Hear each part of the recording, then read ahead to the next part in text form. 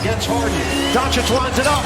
It goes! He is that guy! Things are starting to heat up in the playoffs as the teams that got punched in Game 1 now come back swinging. The Clippers blew away the Mavs in the opening game, even without Kawhi, and with him back on the court for Game 2, the hopes were high in LA. However, Luka and Kyrie came ready to play last night, especially Doncic, as he scored 12 points in the first quarter, including some tough shots. Clippers are 3 of 14 from the field. Doncic, cha-ching! A three! On the other side, the Clippers, who were scorching hot from downtown in the previous game, struggled a lot in this one. Man just made one from there. Here's Leonard. Fire, it's off. James Harden was desperate, shooting 0 for 5 from three-point range in the first half, but he made sure to still get his points as he was attacking the basket and working the defenders for some easy mid-range shots. One trailed by as many as 8. Harden around Exum.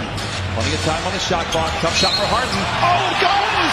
Counted and a foul! It was a tight game, however, as Dallas led by only 4 points at halftime. And after being quiet for 24 minutes, Kawhi Leonard started the third quarter with a bang. First time since March 31st that Kawhi timely enough gets the dunk there. He was doing the little things, hustle plays like this offensive rebound and put back layup. The Clippers even took the lead at the end of the third quarter and continued building the momentum in the fourth as well. Harden with the jab.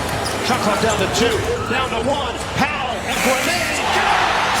From Norman Powell with the deep shot. 71-67. Doncic to Lively is blocked by Westbrook. And with this layup by Zubats, LA went up by 6, and Kidd was forced to call a timeout as the home crowd erupted. So, facing a possible 2-0 series deficit, the Mavs knew that they had to respond, and they did it in the best possible way, going guns blazing on a 14-0 run to regain control of the game. Doncic gets into it quickly, lines it up. Luka Doncic is lethal. 9-0 run for the Mavericks. Directing traffic, 5 to shoot. It's going to be Kyrie on the drive. Irving floats it up and in. And in crunch time, unlike the first game, the role players for the Mavs responded to the call by hitting some huge timely shots, keeping the 2-possession lead. Doncic. Knocked away for a moment. Beats George. Kick out. Kleba. Splash. But with a minute and a half remaining, Luka shuts down the arena because Doncic, 5 to shoot. Against Harden. Doncic lines it up. It goes! He is that guy! 90-81. and he made sure to let the fans know that he's got this one in the bag. It wouldn't be so easy though, because he's cold-blooded. And Harden answers with a wide-open three. George, the drive, the dish, the dunk for Zubats. We've got a 4-point game with 44.8 to play. this would then turn into a free throw shootout, and Dallas were able to do just enough to put the Clippers away in this game and even the series going back home. So on Rate Game, the app that I'm a part of, I gave this one an 8.2 for the interesting finish and back and forth battle. Moving on to the Bucks and the Pacers, where Indy wanted to forget that horrific start of 3 for 18 from downtown in the first half of Game 1, where they fired away a bunch of breaks. And boy, they were blazing hot in this one. Halliburton pull up 3 and buries it. Halliburton. Wide open jumper. Indiana shot 10 for 21 from downtown in the first half, a blistering 47.5%. Despite the hot start though, you definitely notice that it's Siakam who's got the most playoff experience, as he once again carried the scoring load by getting to his spots for some easy points. Now Siakam posted up Portis. Great matchup here. Bumping, grinding. Off the window with an angle, counted on the foul. A superb 21-point half on 57% from the field. The thing is, on the other end, Dame picked up exactly where he left off in Game 1. That one rimming out now, Lillard. He was brilliant. Pull-up jumper. Got it. Squad. Lillard, quick release. Again. Damian Lillard.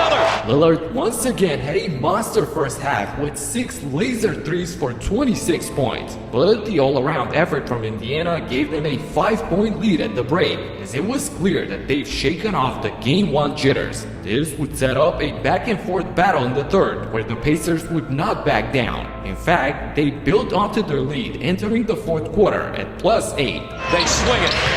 Halliburton down the lane. Euro off the glass and in. Siakam drives, stops, blocks, and hits.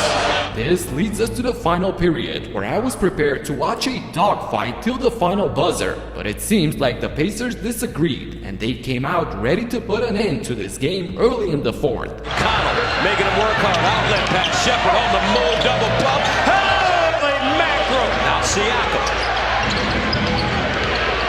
Step back 15. Pure. Pascal. Cross court. Inside. Pascal. Turnaround Jay.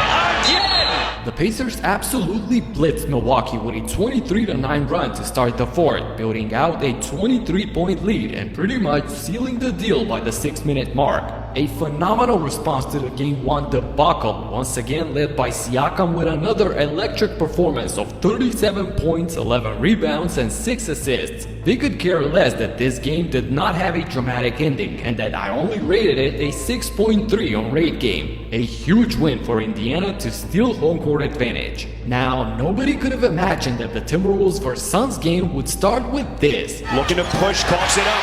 Another turnover. Fourth for the Suns. Look at the French spin in the open floor. He flicks it up and his prayer is answered. Rudy Gobert on the highway going coast to coast with a janky Euro step, barreling straight into Nurkic, then throwing a wild shot at the rim and hitting it, plus the foul. My goodness, he was a perfect 5 for 5 in the first half, and along with Mike Conley and Jaden McDaniels kept the team afloat, while the top guns, Edwards and Towns, combined for only 7 points till the break. Thing is, Phoenix didn't capitalize on that, as they shot a miserable 3 for 11 from downtown during that time, and were up by only 1 at halftime. Both teams knew what's at stake here, and the temperature started reaching the boiling point. So, isolated, backs him down to the box, leans in, and puts it down. Devin Booker really physical at that wing position. Does a great job. Look out, Booker and McDaniels have to be separated. You can see it as they came down the floor. A little pushing and shoving between them. Officials quickly get between to try to diffuse things. and we saw a similar scenario to Game 1 playing out in the third, as Minnesota once again jumped on Phoenix to get out to a double-digit lead. Here we go, right here. Edwards against Durant.